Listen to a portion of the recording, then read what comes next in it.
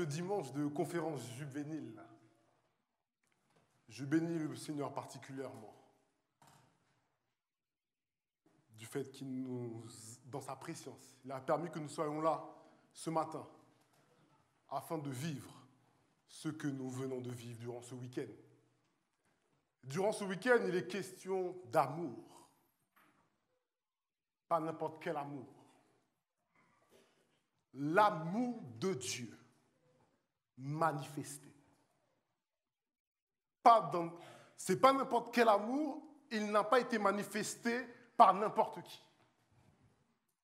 L'amour de Dieu manifesté en Jésus et rien qu'en Jésus. Et je peux vous dire que moi qui vous parle ce matin, l'amour de Dieu s'est manifesté pour moi. J'y pensais tout au long de cette semaine,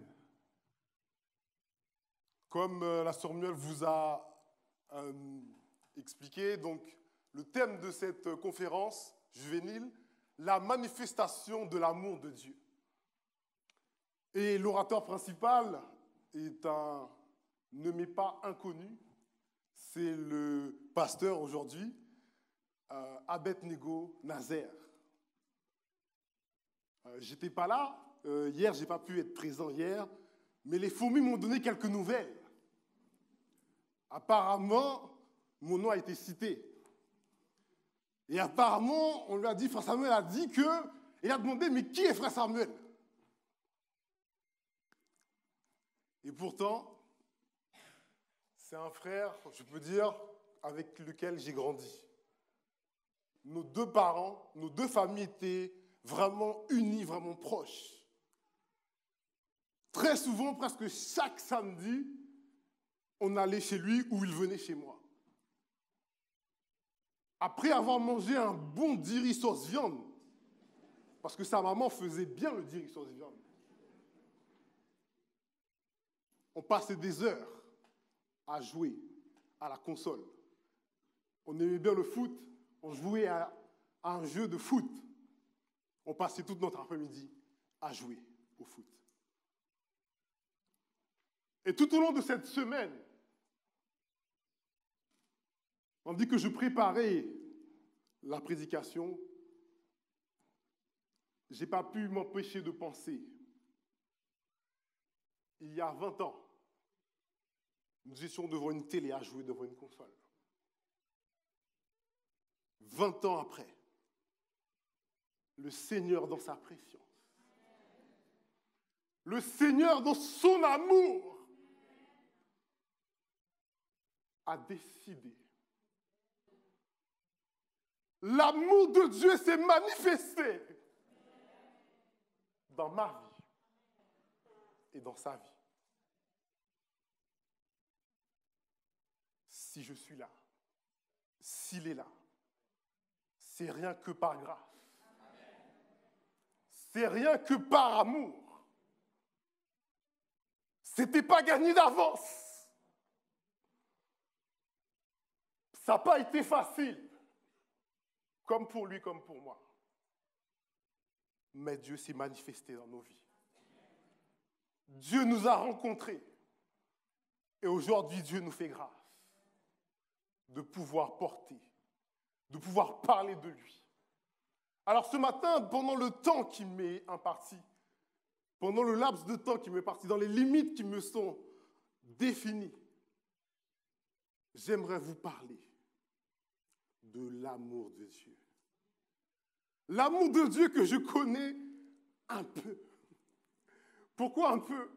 Parce que l'amour de Dieu est tellement grand, tellement infini, tellement incommensurable, qu'on ne peut pas la saisir complètement.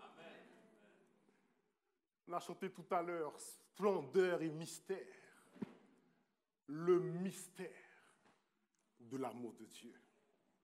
Alors, je vous invite à prendre avec moi le texte qui a été choisi pour la conférence. C'est le texte que sœur Muriel m'a donné. Et moi, je suis bête et discipliné. J'ai été formé à l'école AEF. Nous allons prêcher dans le texte du thème de la conférence. Je vous invite à lire avec moi Romains, chapitre 5, des versets 6 à 11. Et nous allons nous mettre debout pour lire ensemble. Romains 5.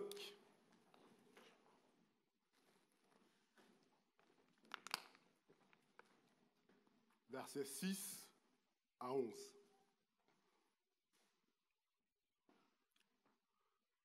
Est-ce que tout le monde l'a trouvé? Lisons ensemble.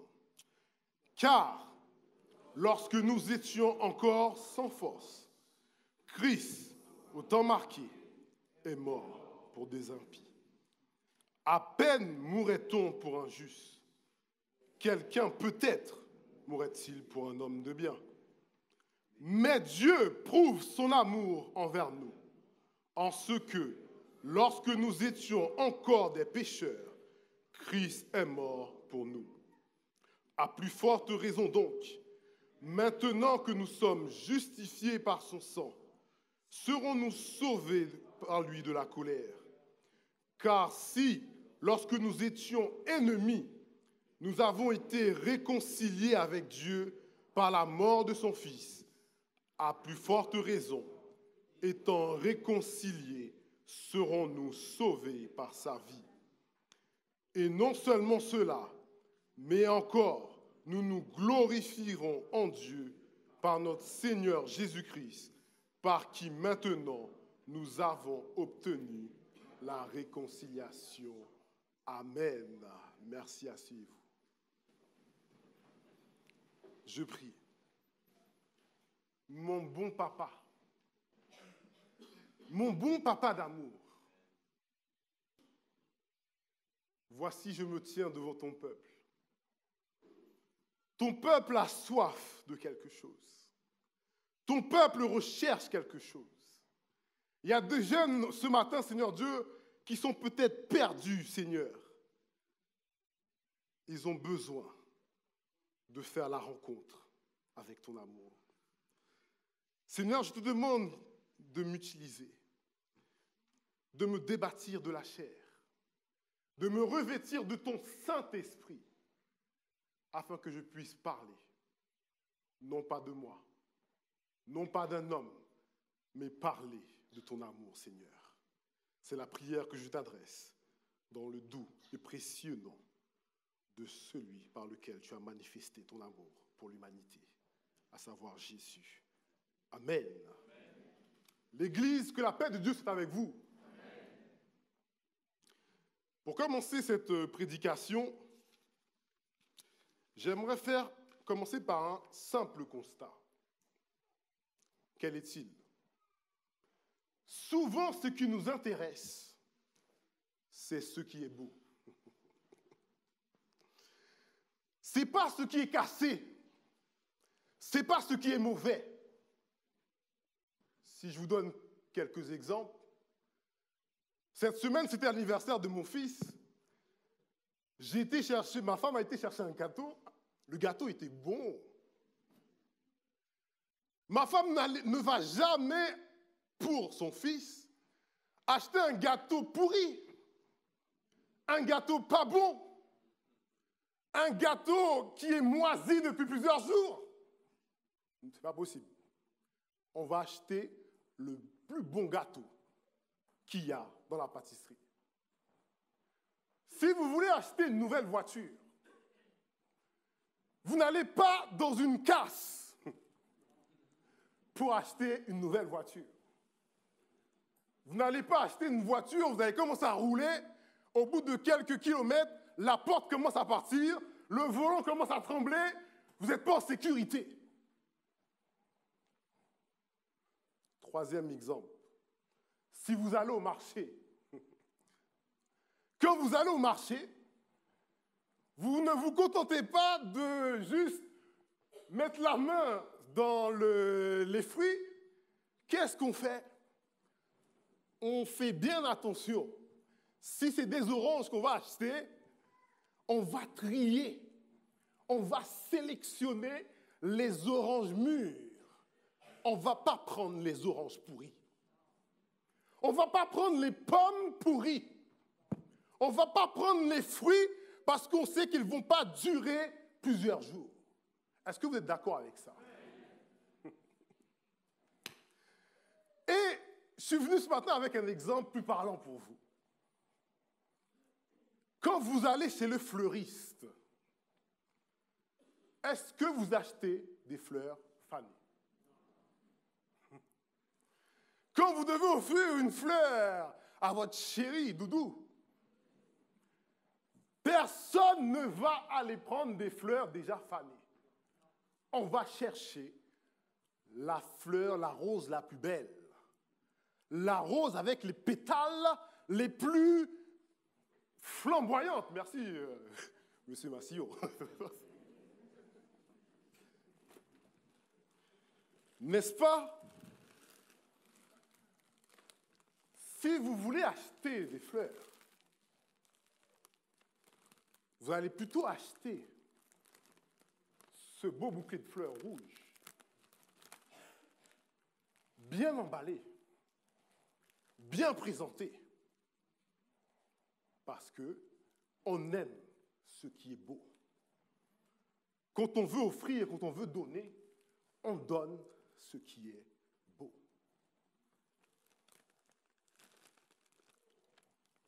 Hier, je suis rentré, sœur Muriel, au passage, à cause de toi, j'ai des problèmes avec mon épouse.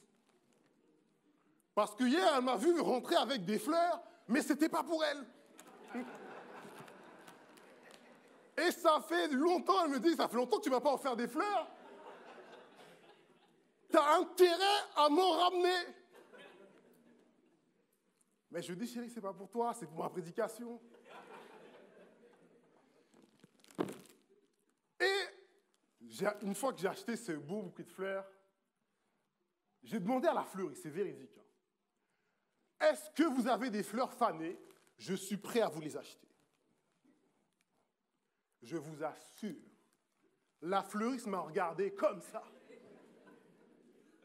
Vous êtes sûr que vous voulez des fleurs fanées? J'ai dit oui, oui, oui, oui, oui, oui. Elle a été regardée à l'arrière de sa boutique. Même les fleurs fanées, elle n'en avait pas. Elle m'a dit, elle les a jetées. Elle ne garde pas les fleurs fanées.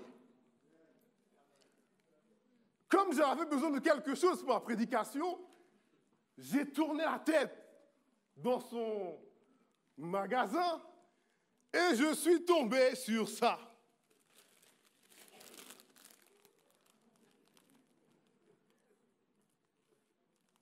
Est-ce que tout le monde voit?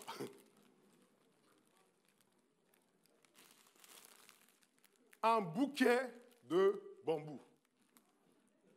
Ou un bouquet de roseaux, c'est la même famille si vous voulez. Ou de jonc.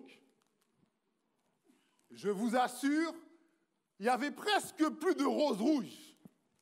Mais par contre, le bambou, je ne suis même pas sûr qu'elle en ait vendu un. Le bambou. Déjà, on ne va pas se mentir, hein, c'est pas joli, hein. C'est pas très beau, hein. Hein, messieurs, si vous voulez offrir des fleurs à votre femme, je ne vous conseille pas de lui ramener ça, hein.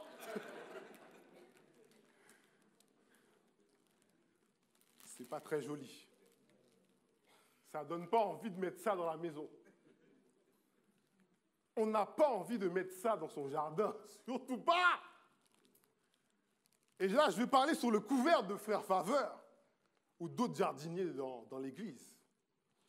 Le bambou, si vous le plantez dans votre jardin, qu'est-ce qui se passe? Le bambou va envahir votre jardin.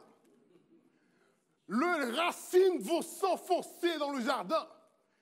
Si vous ne faites pas attention, si vous ne mettez pas une barrière, le bambou peut même envahir le jardin de votre voisin et vous mettre dans le problème. Et ce matin, si je demandais est-ce qu'il y a quelqu'un à qui je veux offrir ça, personne. Tout le monde va me dire non merci. Tout le monde va me dire, frère Samuel, t'es bien gentil, mais garde ta fleur pour toi. Va le planter dans ton jardin. Personne ne voudrait de ce bouquet de bambou ou de roseau.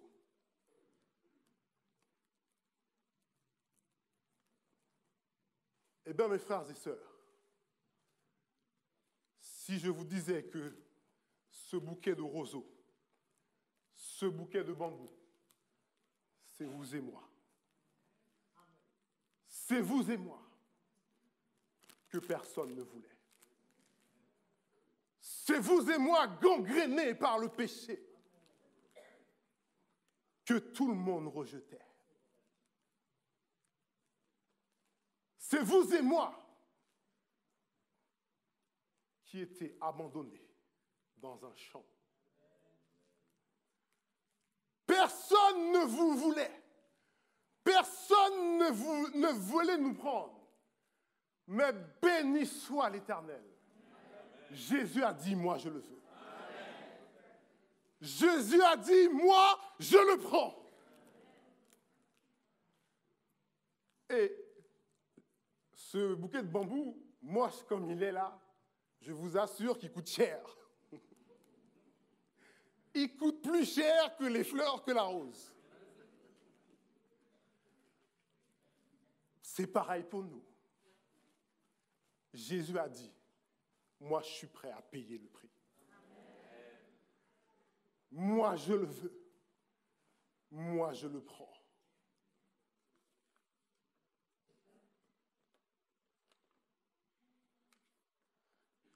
Ce matin, j'aimerais vraiment que le Saint-Esprit puisse nous faire saisir l'amour que Dieu a pour nous.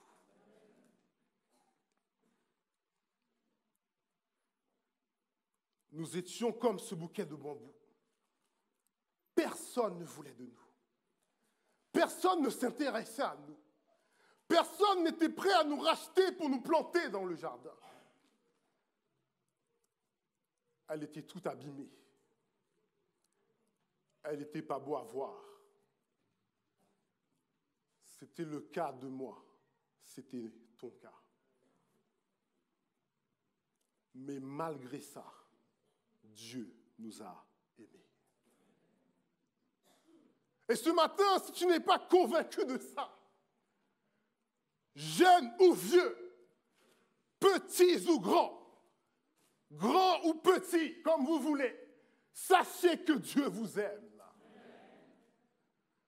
Jeunes, vous qui m'entendez, pour parler dans votre jargon, Dieu te kiffe. Dieu te surkiffe. Dieu est en kiff sur toi depuis longtemps.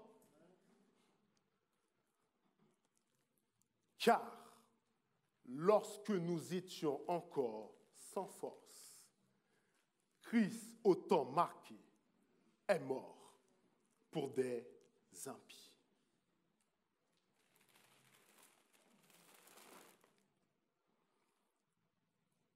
On dit d'une personne impie, c'est une personne qui méprise Dieu. Une personne qui se désintéresse.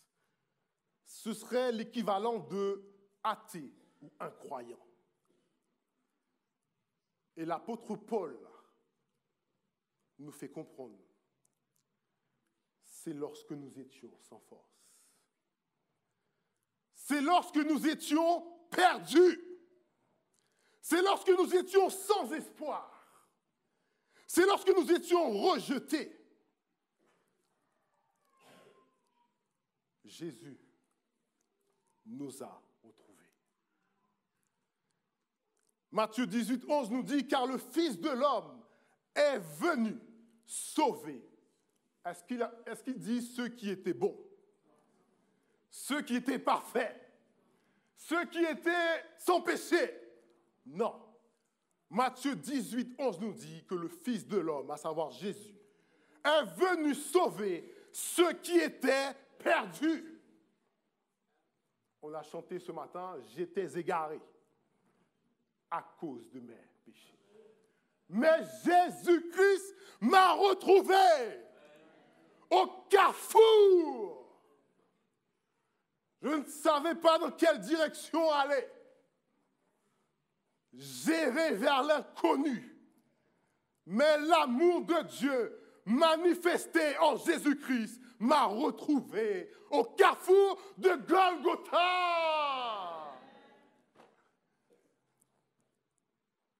Il est important de comprendre cela.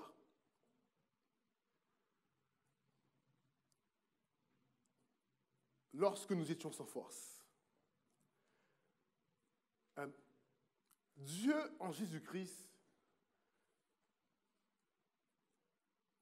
il a manifesté son amour lorsque nous étions sans force. Qu'est-ce que ça veut dire?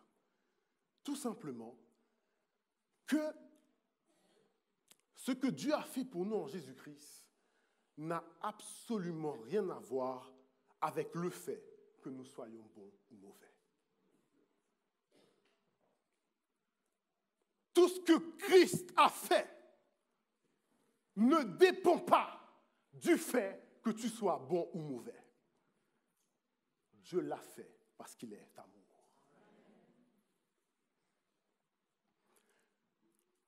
Ce que Dieu a fait pour nous, c'est quelque chose que nous ne pouvions pas faire.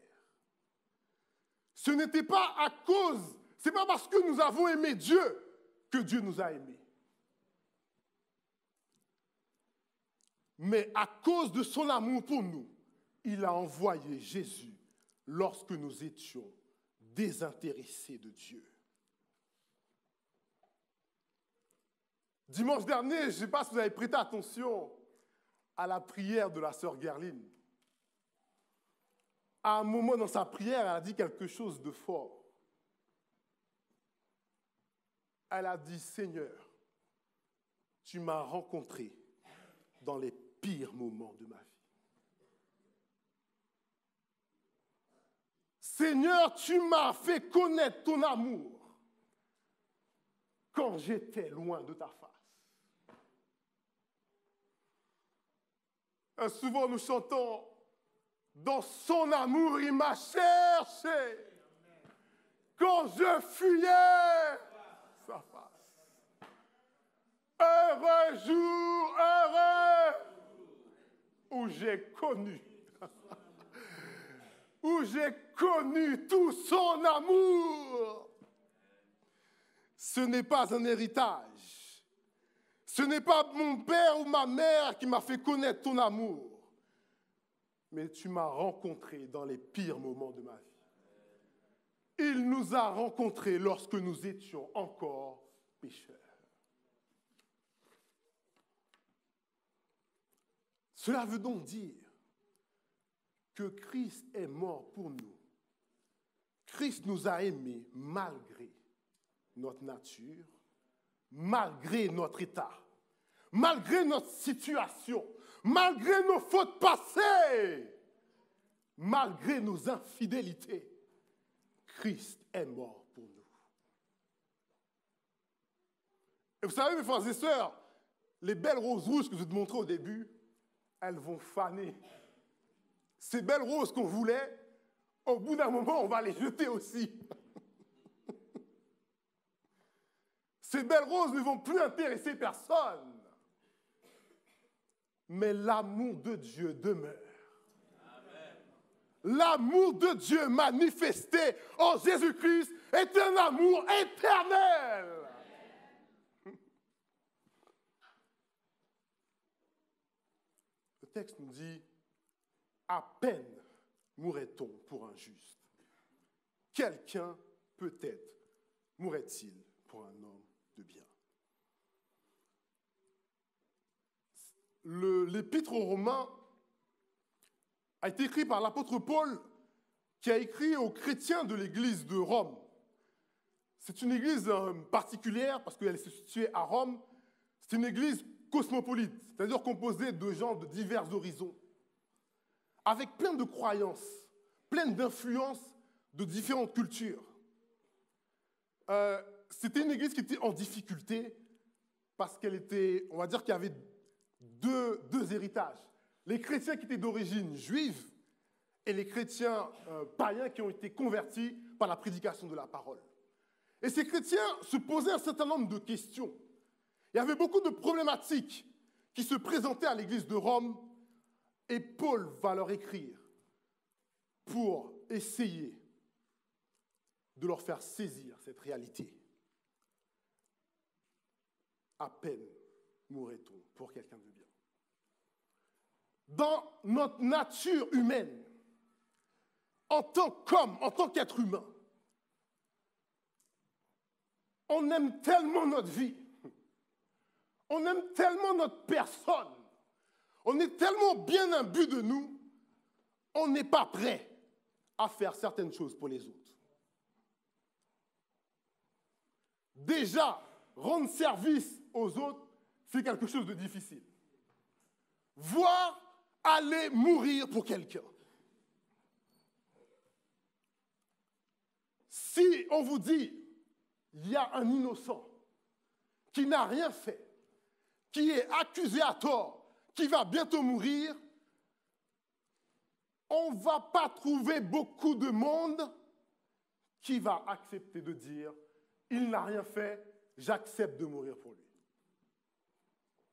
Statistiquement parlant, il n'y a pas beaucoup de monde qui serait prêt à dire « moi, je veux mourir pour un innocent qui n'a rien fait ». À peine mourrait-on pour un juste. Statistiquement parlant aussi, on va trouver d'un seau, elles sont comme la poussière sur une balance. Si on prend toute l'humanité, si on assemble tous les hommes qui sont sur terre, là encore, on est comme une goutte d'eau dans un seau, on est comme une poussière dans une balance. Une poussière sur une balance, autant dire que la poussière n'a pas de poids. Face à ce qu'il y a à côté, le monde n'a pas de poids, ne pèse pas. Vous n'avez jamais réfléchi à ça quand Dieu dit « Car Dieu a tant aimé le monde qu'il a donné son Fils ». Si tu compares le monde avec son Fils unique, sur une balance, ça ne vaut pas. Il n'y a pas de poids. Le monde est comme une goutte d'eau.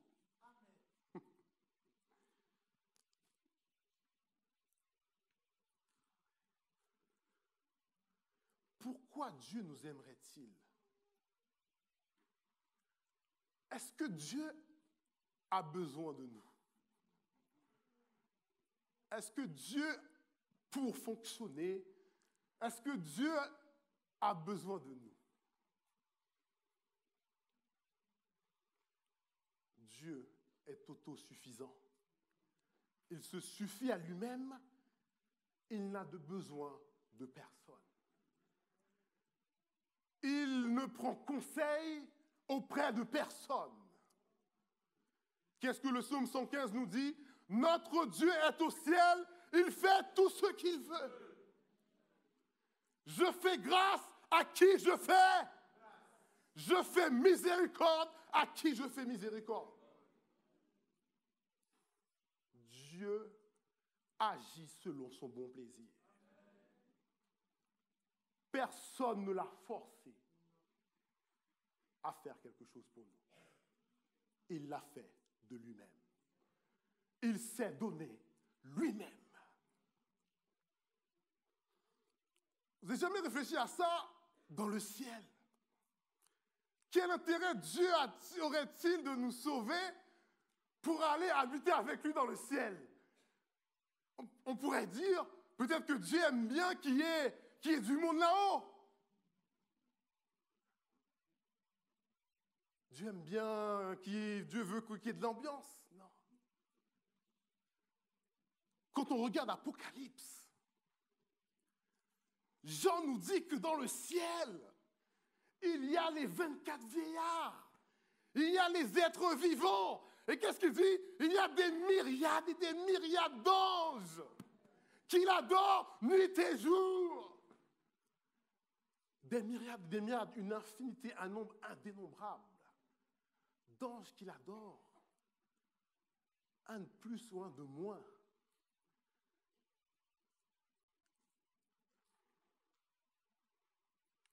Malgré ça, Dieu désire que nous venions habiter avec lui. Amen. Dieu a créé un plan pour nous permettre d'aller habiter dans sa présence parce qu'il nous aime. Pourquoi Dieu nous aimerait-il alors que nous l'avons offensé? Alors que par Adam, par un seul homme, le péché est entré dans le monde. Pourquoi Dieu aurait pu, comme il est Dieu, il aurait pu tout exterminer à la surface de la terre, tout recommencer, puisqu'il est le créateur. S'il a pu créer le monde, il peut le recréer en un claquement de doigts. Quel intérêt Dieu a-t-il d'envoyer ce qu'il a de plus précieux pour sauver, pour racheter un pécheur, un pauvre pécheur tel que moi? Je dis bien un pauvre. Hein? Est-ce que Dieu il a besoin de nos richesses? La Bible nous fait comprendre que tout ce qu'il y a dans le ciel et sur la terre lui appartient.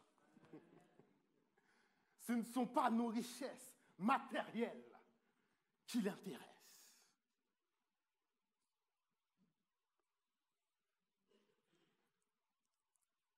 Un Dieu riche peut-il s'intéresser à nos petites richesses terrestres?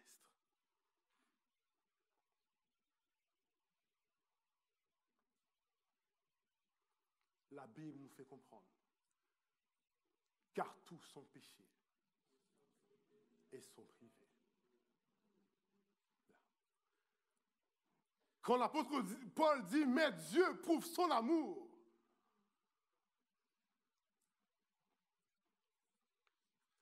mais Dieu prouve son amour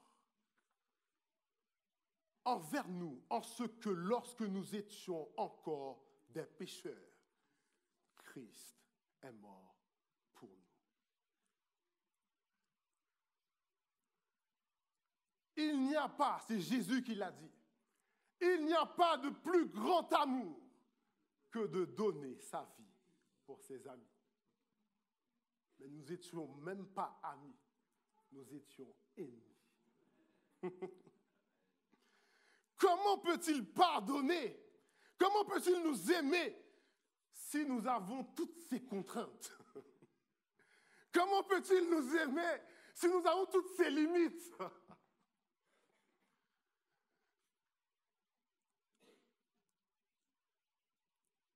Tout simplement, ce matin, j'aimerais te dire, Dieu t'aime malgré. Dieu t'aime en dépit d'eux. Dieu t'aime non pas en fonction d'eux.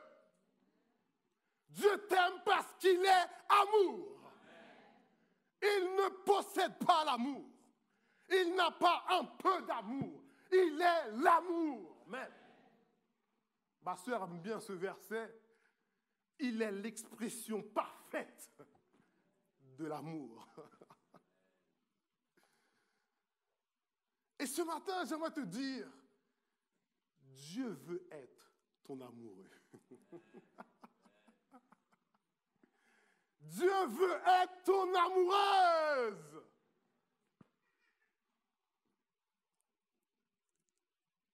Malheureusement, on ne présente pas l'amour de Dieu de la bonne manière. Souvent, quand on présente Dieu, c'est il faut faire ci, il faut faire ça. tu n'as pas le droit de faire ci, tu n'as pas le droit de faire ça. Mais avant tout, il faut présenter que Dieu est amour. Avec Dieu, c'est pas avant tout, il faut pas, c'est pas ça avant tout. Mais avec Dieu, avant tout, c'est je t'aime, je t'aime, je t'aime, je t'aime. C'est je t'aimerai, je t'aimerai, je t'aimerai. C'est je t'aimerai.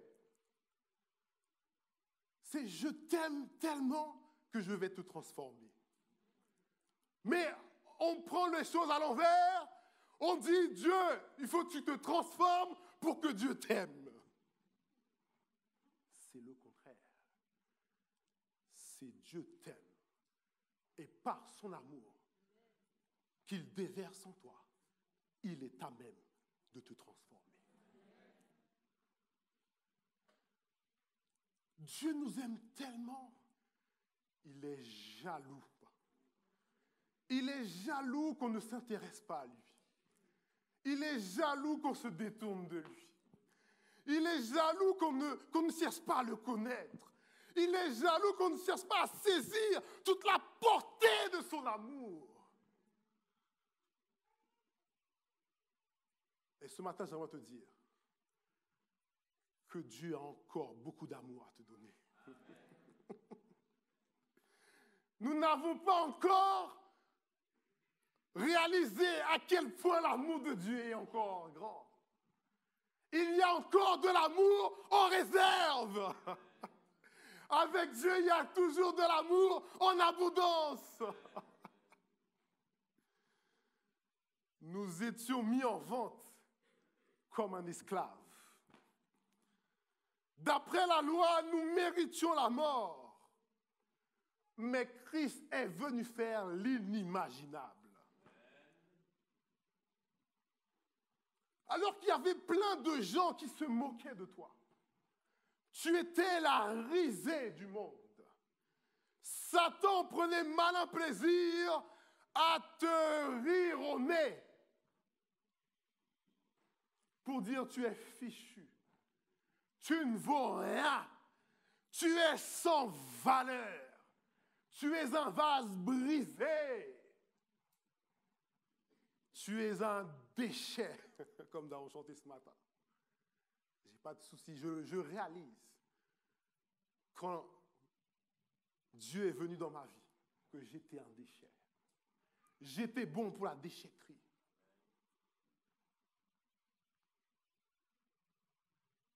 Mais Jésus va dire, moi, je te veux. Rose-André, je te veux. Éline, je veux te prendre. Nico, je te veux. Farigo, frère, sœur Antel, ce matin, Dieu te dit, je te veux. Je suis prêt à payer le prix. Combien ça coûte? Quel que soit le prix, je suis prêt à payer le prix pour que je t'aie pour moi. Pour que tu m'appartiennes. Il était prêt à payer le prix et il a payé le prix. Pour comment Jésus a perdu sa dignité pour nous donner une dignité. Comment Christ a perdu sa dignité? La Bible nous dit qu'à la croix, Christ a été cloué. Il n'a pas été cloué vêtu. Il a été cloué nu. Il a dû se faire nu pour que nous puissions recouvrir notre dignité. Et ce matin, j'aimerais te dire, et surtout à mes jeunes, Dieu ne t'aime pas en fonction de tes performances. Ce n'est pas tes performances qui intéressent Dieu, c'est ton cœur. Dieu ne t'aime pas parce que tu es bon, parce que tu es gentil, parce que tu ne dis pas de gros mots. Dieu ne t'aime pas parce que tu fais des études, parce que tu as réussi dans la vie professionnelle. Dieu ne t'aime pas parce que tu ne mens pas. Dieu ne t'aime pas parce que tu viens à l'église chaque dimanche. Pour rien de tout ça. Dieu ne t'aime pas parce que tu es un bon serviteur dans l'église. Dieu ne t'aime pas parce que tu chantes à l'église. Dieu ne t'aime pas parce que tu joues de la musique à l'église. Mais Dieu t'aime parce qu'il est amour. Et il veut te sauver. Il te veut avec lui dans sa gloire. Dieu t'aime dans ta fragilité. Dieu t'aime dans ton infidélité. Dieu t'aime malgré tes peurs. Dieu t'aime malgré ta dépression. Combien de nous aujourd'hui sont prisonniers de leurs péchés? Dieu t'aime alors que tu es prisonnier de tes péchés. Tout simplement, nous ne serions jamais assez bons pour mériter l'amour de Dieu. C'est un amour pur et véritable qui ne dépend pas de nous, mais qui dépend de Dieu et de Dieu seul. Qui ne dépend pas de ce qu'on fait ou qu'on ne fait pas. Son amour pour nous est trop intense. Et Jésus a dit, je peux mourir à la croix. Je suis prêt à aller au bout parce que je l'aime. Dieu ne nous regarde pas avec un regard de condamnateur. Dieu ne veut pas te condamner. Mais ce matin, j'aimerais te dire, Dieu veut te sauver. Amen. Dieu ne te regarde pas avec un regard pour te condamner. Dieu te regarde avec des yeux pleins d'amour. Dieu te fait les yeux doux.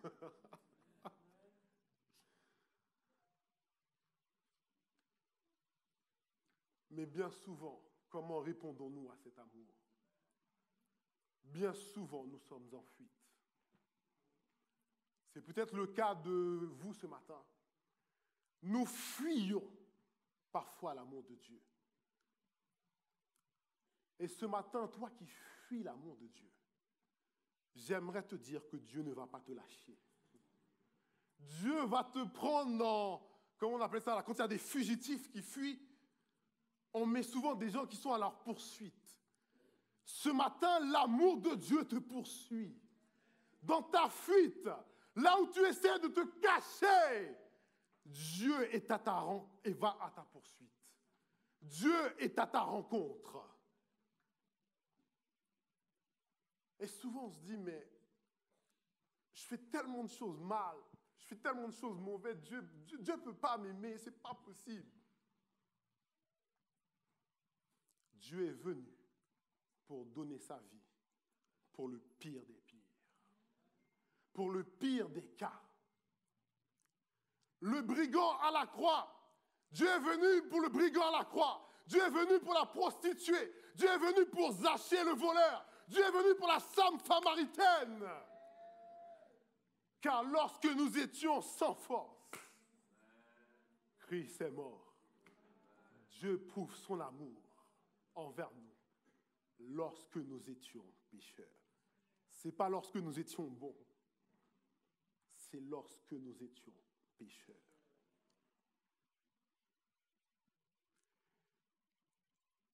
Dieu a cru en toi, alors même que toi-même, tu ne croyais pas en toi. Toi-même, tu ne pensais pas que. Mais Dieu a cru en toi. Dieu a misé en toi. Et ce matin, je vais finir là. Il y a tellement de gens qui ne croient plus à l'amour de Dieu. Il y a tellement de jeunes qui ne croient plus que Dieu peut aimer encore. Il y a tellement de jeunes qui ne croient plus à la liberté, qui n'ont plus la joie. Ce matin, peut-être que vous avez baissé les bras. Peut-être que vous êtes découragé. Mais laisse-moi te dire qu'il y a un espoir. Tu as peut-être déjà tout essayé. Rien n'a marché. Rien n'a fonctionné. Tu as tout essayé, sauf une chose. Sauf l'amour de Dieu manifesté en Jésus-Christ. Et ce matin, j'aimerais te dire, si tu essaies cette solution, tu ne seras jamais déçu.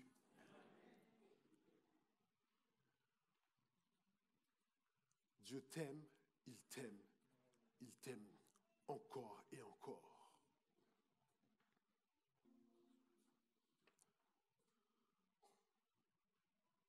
Dieu t'aime dans ta difficulté. Dieu t'aime dans ton doute. Dieu t'aime malgré ton incrédulité. Et si tu tombes, aujourd'hui, il y a des gens qui tombent, qui ne sont pas prêts à confesser leurs péchés. Pourquoi?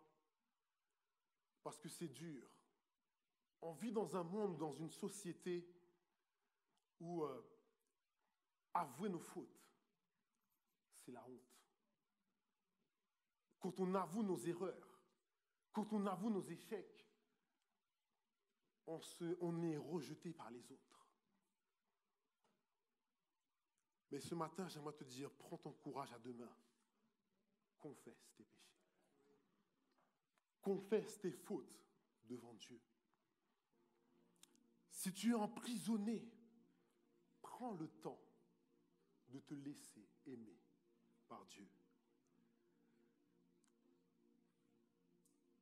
Et c'est le conseil que j'aimerais donner à vous, jeunes, comme c'est la conférence juvénile, et à vous aussi, mes frères et sœurs, c'est de vous laisser aimer et transformer par l'amour de Dieu. Ce qui importe, c'est Jésus. Rien que Jésus. Seulement Jésus. Juste Jésus. Rien que Jésus. C'est son amour qui importe le plus. C'est sa présence. C'est son esprit qui habite en nous. Il y a tellement de gens qui culpabilisent nuit et jour. Vous avez l'impression d'être dans une spirale, dans un cercle vicieux. Vous avez l'impression que vous avez du mal à vous en sortir. Vous savez que faire. Vous ne savez pas à qui crier. Vous ne savez pas à qui aller. Vous ne savez pas où vous réfugier. Je vous invite à vous réfugier dans l'amour de Dieu. Il t'offre son infaillible amour.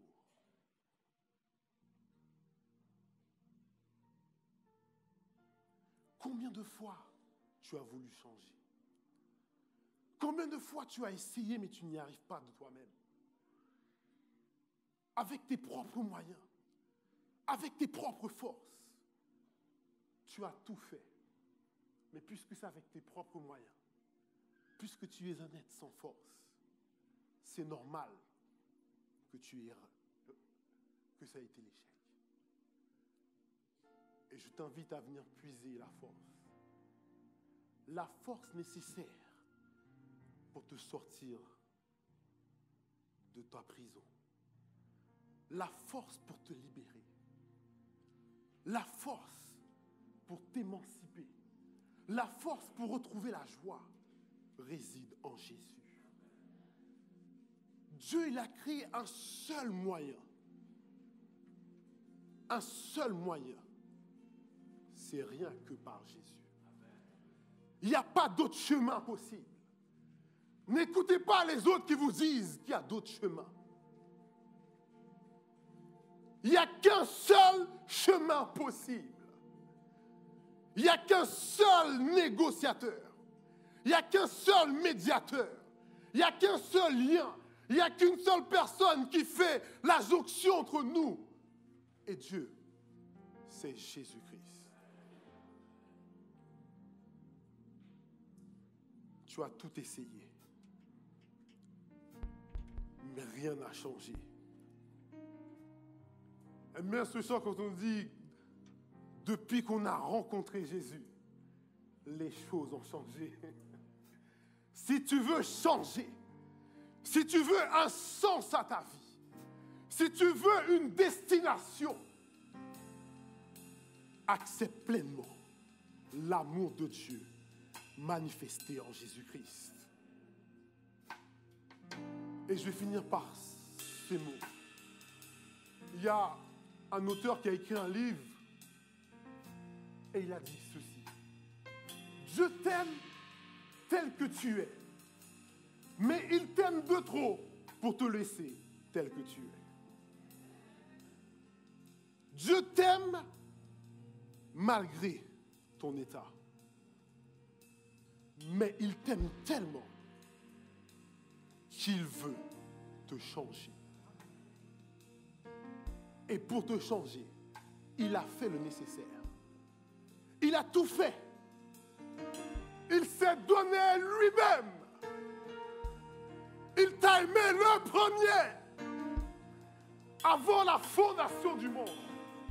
Avant que le monde fût. Avant même que tes parents eussent pensé à te procréer. Dieu pensait déjà à toi. Accepte son amour dans ton cœur. Ouvre ton cœur à Jésus. Laisse entrer Jésus. Laisse ton amour te pénétrer. Laissons-le pénétrer nos entrailles. Laisse ta vie,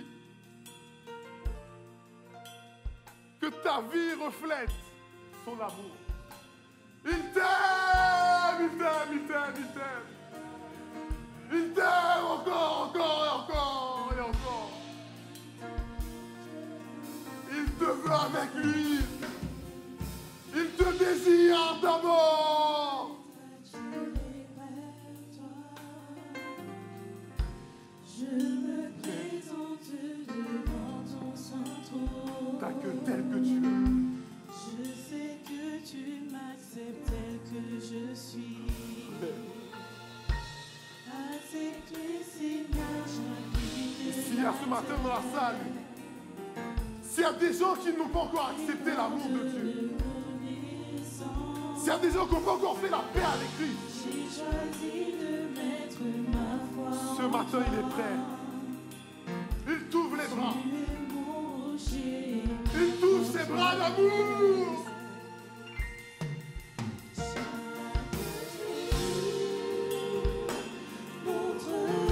Il t'ouvre son cœur. Comment vivre avec toi?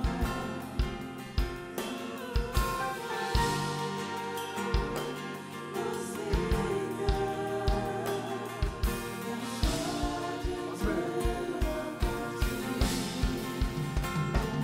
Oh, gloire à toi, Seigneur. Nous voulons répondre favorablement. Favorablement à ton amour. En réponse à ton amour manifesté à la croix. Je réponds, Seigneur, oui. Je dis oui, oui à ton amour, Seigneur. Merci pour le sacrement.